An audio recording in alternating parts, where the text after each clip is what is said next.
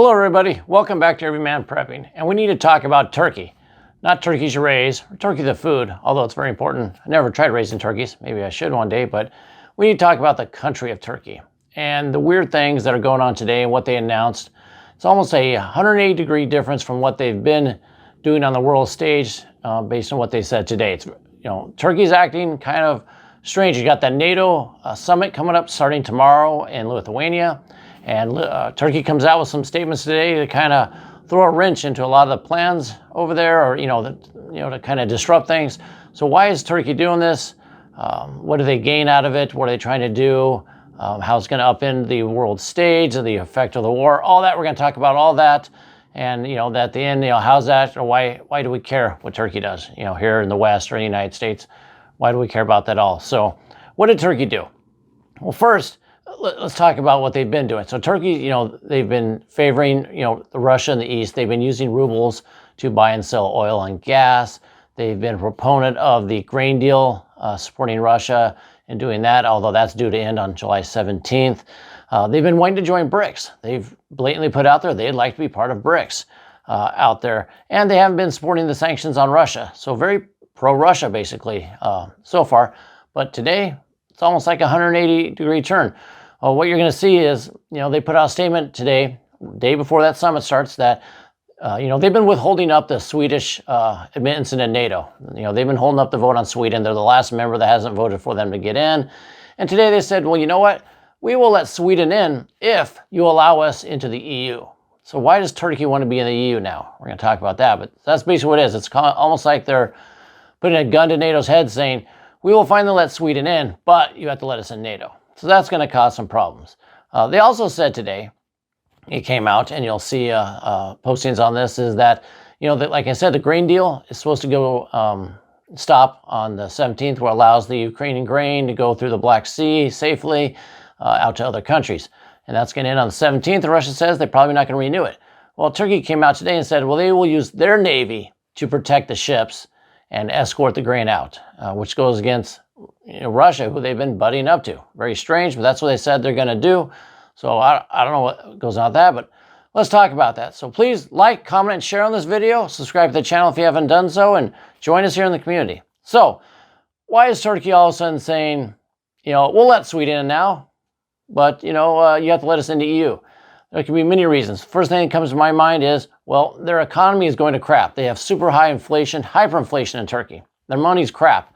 So do they want to be on the, the EU, monetary system to help, stop their inflation, basically get rid of their monetary system and join the EU, be on the euro? Do they want to starting to use the euro because they think that'll save their economy?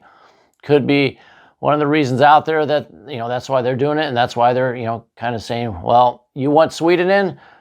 Our economy is going down the crapper. Our money's crap. Let us into the, European Union. We'll start using the euro. Hopefully that'll save us economically.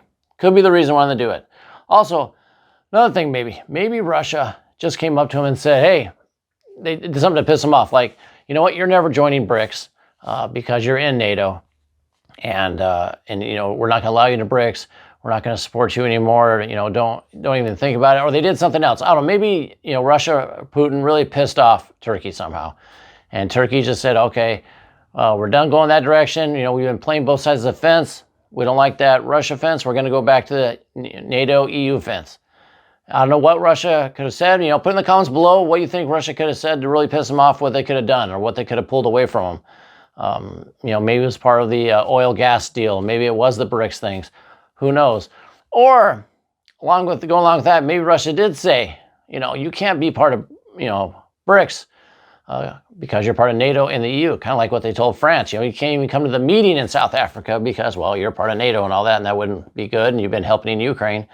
So, maybe Russia said, you have to get out of NATO. And, Turkey just doesn't want to leave on their own, although I've been saying for over a year now that I think Turkey is going to get out of NATO. They'll leave or get kicked out, and I think that'll happen. Maybe this is some 4D way of getting about it. They're trying to get kicked out of NATO. They're going to say, by saying, we won't let Sweden in unless you let us into the EU. They want NATO to kick them out. Just say, you know what, we're just going to kick Turkey out of NATO, get Sweden in here, forget about Turkey. Maybe this is a way of doing that. This is how they're going to get kicked out of NATO. If you look at the NATO charter, there's no real process to kicking a member out. It's not really in their rules. They can suspend a member, but I'm sure NATO can figure it out somehow, pass some resolutions that say we have the ability to kick someone out if they're not adhering, they're not supporting other nations, whatnot. They're holding us ransom, the Swedish thing, and kick them out. So maybe this is how Turkey's trying to do. Turkey's trying to get out of NATO. That's what they want to do. Because they want to join Russia and get into BRICS. Like I talked, their currency's in a free fall right now. Hyperinflation's going through that right now. Erdogan, president of Turkey, maybe he has no idea how to stop it. He can't stop it. And the only way to stop a lot of the hyperinflation is you get a new monetary system. And I talked about this a few minutes ago is, well, by joining the European Union, you get to use the euro and have a new monetary system. I don't think the EU will ever take Turkey the way it is right now, with the way the economy is going right now, and I don't think it'll be let into there. Thus, Sweden won't be in, according to Turkey. And so, like I said, this might be a way to get kicked out of NATO. What's also interesting is I saw an earlier tweet come out that Turkey's going to start shipping, I think it's howitzers to Ukraine, some of the armaments, which will then again go against Russia and, say that they're supporting Ukraine. So, Russia's not going to look kindly upon that. So why would they let them in? Unless like I said, it's all that 4D chess move, Russia and Turkey put together and say, hey, you got to look like you're supporting Ukraine. Tell them, you want to be in the EU. Do everything you can to try to get kicked out of NATO so then you can join us without it being your fault. The grain deal thing, where, Turkey wants to use its own navy. Ukraine obviously wants the grain deal to go through because they get to sell grain and make money. But as part of my thinking, kind of outside the box, that NATO might not want the grain deal to go through. They might want Russia to, behind closed doors, want Russia to stop it because that gives NATO more reason to fight Russia. Say, look, they won't even let Ukraine sell the grain. It's all going to go waste. People are going to starve. This is how bad Russia is. Russia bad. Gives NATO more credence to what they're doing, gives them more reason to support Ukraine. So, by Russia holding back and doing that, it actually supports NATO's cause. So, by Turkey getting involved, saying, "Oh, don't worry about it, we got it covered. Grain will go through, we got it covered." Behind closed doors in NATO, that might not be something that NATO wants, and another reason why they might want to, boot Turkey out. So, we'll have to see how this plays out, and like I said, it's like a whole 180-degree change for NATO. I don't know if they're just trying to birth both ends of the candle at the same time, play both sides, get the benefits from both. We'll have to see. But how does this affect, preppers, individuals directly?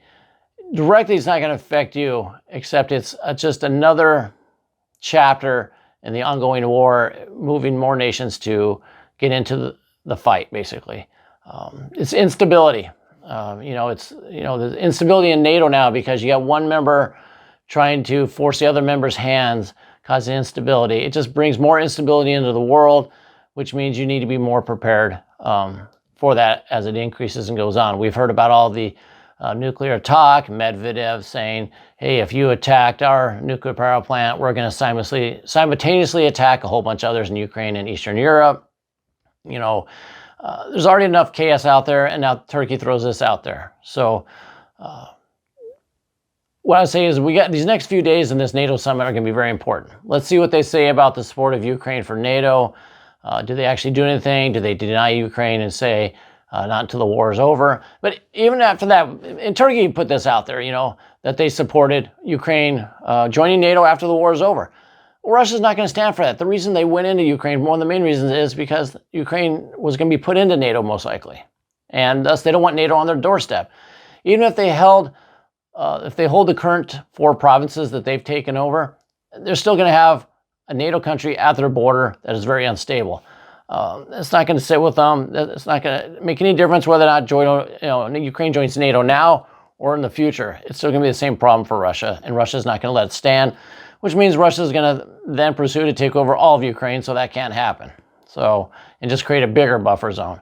So we'll have to wait and see how it plays out. It's going to be, like I said, these next 2-3 days, starting tomorrow, with this summit. I'll try to bring you all the news I can, any large breaking updates or anything on what NATO decides, because it could have a big impact of how we're going into this war, if we go further into it, or maybe, God willing, it settles down more. They come to a reason to, try to say, maybe we need to start peace talks. Maybe we need to end this thing. Who knows what can happen.